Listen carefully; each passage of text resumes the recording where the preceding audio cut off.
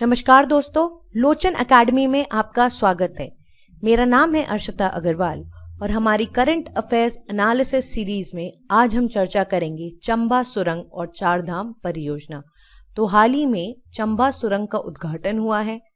क्या है ये चंबा सुरंग, क्या इसका महत्व है, ये हम पढ़ेंगे। इसी तरह से आप हमारा daily current affairs update series वो भी खरीद सकते हैं, जहां पे हिंदी में आपको सारे अपडेट मिलेंगे। ये डेली किए जाते हैं। ये वैसे ₹500 के हैं, पर अगर आप कोड अर्शिता यूज करेंगे तो ये ₹400 का पड़ेगा और इसको परचेज करने का लिंक डिस्क्रिप्शन बॉक्स में दिया गया है। अब देखते हैं क्या है ये न्यूज। तो केंद्रीय सड़क परिवहन एवं राजमार्ग मंत्री ने 26 मई 2020 को वीडियो कॉन्फ्रेंसिंग से चंबा सुरंग का उद्घाटन किया। ये चंबा सुरंग चारधाम परियोजना के तहत है। तो उन्होंने चंबा सुरंग का उद्घाटन किया। ये ऋषिकेश से धारासू मार्ग पे NH 94 पे ये चंबा सुरंग है और ये चंबा शहर के बिल्कुल नीचे बनाई गई है। तो BRO यानी सीमा सड़क संगठन ने प्रतिष्ठित चारधाम परियोजना के तहत ऋषिकेश धारासू हाईवे पर घनी आबादी वाले चंबा शहर के नीचे सुरंग निर्माण में सफलता हासिल कर ली है। और ये सब BRO के टेक्नीशियन, अधिकारी, इंजीनियरों ने कोविड-19 और राष्ट्रव्यापी लॉकडाउन होने के बावजूद कर लिया। तो ये सही मायनों में आत्मनिर्भर भारत का एक रूप है। ये जो प्रोजेक्ट है ये शुरू हुआ था जनवरी 2019 में और ये खत्म होना था जनवरी 2021 तक, पर ये अपनी निर्धारित तिथि से 3 महीने पहले ही ये इसका काम खत्म हो गया और अब यातायात के लिए ये अक्टूबर 2020 में शुरू हो जाएगा। और ये सब काम हुआ कोविड-19 और राष्ट्रव्यापी लॉकडाउन के चलते भी। अब चक्कर ये है कि जो चंबा शहर है उसमें कई बार जाम लग जाता है, जिसकी वजह से जो लोग आते हैं वहां पे उनको काफी तकलीफ झेलनी पड़ती है। तो जाम से निपटने के लिए चंबा शहर के ठीक नीचे से Chardham all weather road project के तहत सुरंग का निर्माण किया गया है। तो जो Chardham all weather road project है उसके तहत इस सुरंग का निर्माण किया गया है। ठीक है।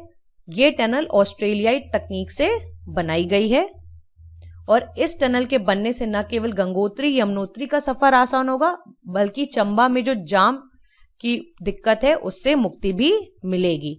और जो यात्री है वहां आना चाहते हैं या गंगोत्री यमुनोत्री जाना चाहते हैं, वो जाम और हाईवे के अवरुद्ध से निजात उनको मिल जाएगा।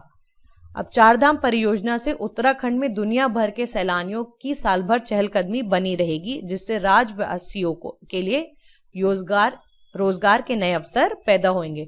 तो यहाँ रोजगार के नए अवसर भी आ जाएंगे। अब ये उत्तराखंड की सबसे लंबी सड़क सुरंग है।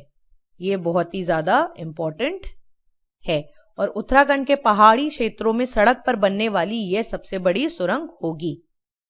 और इस दौरान जब ये सुरंग बनाएगी तो ऐसा नहीं है कि उनके वहां के बाजार में कुछ छेड़छाड़ हुई, उसके बगैर ही हो गया। तो कैसे बनाई गई? मिट्टी को खोद कर निकाला गया और फिर धीरे धीरे उसको कंक्रीट से मजबूत कर दिया गया। तो बहुत आसानी से, मतलब धीरे धीरे, ताकि लोगों को तकलीफ ना हो, इस तरह से ये सुरंग बनाई गई। अब देखते हैं चारधाम परियोजना। अब ये परियोजना, इसके तहत 900 किलोमीटर का राजमार्ग बनाया जाएगा जो हिंदू तीर्थ स्थान यानी गंगोत्री, यमुनोत्री, केदारनाथ और बद्रीनाथ को जोड़ेगा। तो किसको जोड़ेगा? गंगोत्री, यमुनोत्री, केदारनाथ और बद्रीनाथ, तो उनको जोड़ेगा।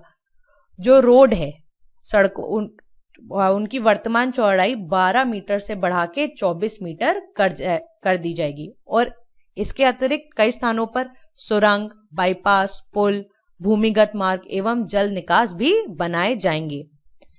इस परियोजना का अनुमानित खर्च 12,000 करोड़ होगा और इस राजमार्ग को चारधाम महामार्ग कहा जाएगा और इसके निर्माण की परियोजना को चारधाम महामार्ग विकास परियोजना कहा जाएगा। तो क्या नाम है? चारधाम महामार्ग विकास परियोजना।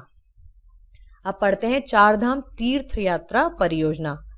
तो भारत सरकार के सड़क परिवहन एवं राजमार्ग मंत्रालय की एक मूर्धन्य परियोजना है उत्तराखंड में स्थित तीर्थ स्थानों यानी गंगोत्री, यमुनोत्री, केदारनाथ और बद्रीनाथ को जोड़ने वाला एक 4 मार्गों वाला एक्सप्रेसवे का निर्माण करना। तो एक 4 मार्गों वाला एक्सप्रेसवे बनाना चाहते हैं। पर जब उन्होंने ये रखा कि ये बनाना चाहते हैं ये परियोजना, तो जो पर्यावरणवादी हैं उन्होंने एक याचिका दाखिल कर दी सर्वोच्च न्यायालय में। तो उनको लगा कि इससे प्रदेश के पर्यावरण का संतुलन बिगड़ जाएगा, ठीक है, और उन्होंने इसका विरोध किया। तो ये था चारधाम तीर्थ यात्रा परियोजना। अब पढ़ते हैं सीमा सड़क संगठन। तो जो सीमा सड़क संगठन है यानी बॉर्डर रोड ऑर्गेनाइजेशन, उसका सिद्धांत है श्रमेना सर्वम सध्यम। ये आता है रक्षा मंत्रालय के अंदर। इसके डायरेक्टर जनरल है लेफ्टिनेंट जनरल हरपाल सिंह। ये बनाया गया था 7 मई 1960 में और इसका मुख्यालय है नई दिल्ली में। और कौन कौन से देशों में भी ये काम करता है? इंडिया, नेपाल, भूटान, म्यांमार और अफगानिस्तान। ये याद रखना, ये डायरेक्टली यूपीएससी प्रीलिम्स में क्वेश्चन बन जाएगा। अब देखते हैं एक क्वेश्चन जो इसी लेक्चर से है। चंबा टनल हाल ही में समाचारों में जो था वो कहाँ स्थित है? ये वैसे क्योंकि अभी आपने लेक्चर सुना होगा तो शायद ये क्वेश्चन आपको बहुत आसान लगे, पर अगर आपने नहीं पढ़ा होगा तो ये इसका आंसर करना आसान नहीं है, ठीक है। चंबा टनल जो हाल ही में समाचारों में था वो कहाँ स्थित है?